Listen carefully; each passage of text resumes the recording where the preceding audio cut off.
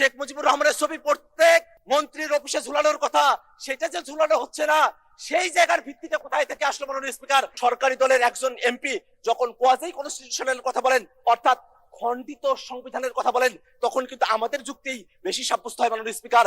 কারণ তারা বারংবার সংবিধানের পরিপূর্ণ বাস্তবায়নের কথা বলছেন, কিন্তু আমরা বলছি এটাই বাস্তবতা যে বাংলাদেশ 5 আগস্টের পরে একটা এক্সেপশনাল অবস্থার মধ্যে দিয়ে আমাদেরকে যেতে হয়েছে মাননীয় স্পিকার।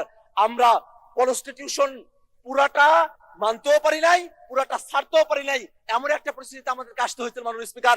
মাননীয় স্পিকার, সেই সময়টাতে খালেদা জিয়া, বেগম খালেদা জিয়াকে মুক্তি দেওয়া হলো, সেটা কোনো সংবিধানের ভিত্তিতে হয় নাই, কোনো আইনের ভিত্তিতে হয় নাই, সেটা জনগণের অভিপ্রায়ের ভিত্তিতে হয়েছিল। অ্যাটর্নি জেনারেল তিনি যেভাবে নিয়োগ পেয়েছিলেন, সেটাও জনগণের অভিপ্রায়ের ভিত্তিতে হয়েছিল। এই যে জনগণের অভিপ্রায়ের ভিত্তিতে সেই সময়টাতে এক্সেপশনাল একটা পরিস্থিতিকে আমরা ডিল করেছিলাম, সেই পরিস্থিতিকেই টেকসই করার জন্য এই যে আদেশ, সেই আদেশটাও জনগণের অভিপ্রায় এবং ক্ষমতার ভিত্তিতে এটাকে জারি করা হয়েছে মাননীয় স্পিকার। মাননীয় স্পিকার, একটা বিষয় একটু জানিয়ে রাখা প্রয়োজন। আমরা জুলাই 16-তে এমন অনেকগুলো বিষয় নিয়ে কথা বলেছি যেগুলো সংবিধানের মৌলিক যে কাঠামো আছে সেই কাঠামোর সেখানে ব্যত্যয় তৈরি করে। আমরা সেখানে বিচার বিভাগকে আমরা বিভিন্ন শহরে আমরা নিয়ে যাওয়ার কথা বলেছি, বিভাগীয় শহরে। সেই বিষয়ে বাংলাদেশের এর আগের কোর্টে তারা রায় দিয়েছিল যে এটা অসাংবিধানিক। এই ধরনের কিছু পরিস্থিতি এখানে রয়েছে মাননীয় স্পিকার।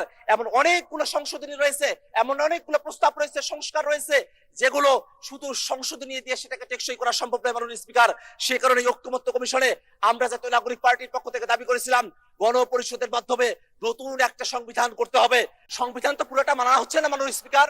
শেখ মুজিবুর রহমানের ছবি প্রত্যেক মন্ত্রীর অফিসে ঝুলানোর কথা, সেটা যে ঝুলানো হচ্ছে না, সেই জায়গার ভিত্তিতে কোথায় থেকে আসলো মাননীয় স্পিকার? এটা তো জনগণ ভিত্তিতে দিয়েছে, সেই কারণে সেটা মাননীয় স্পিকার। আমরা এই কারণে একটা কথা বলতে চাই।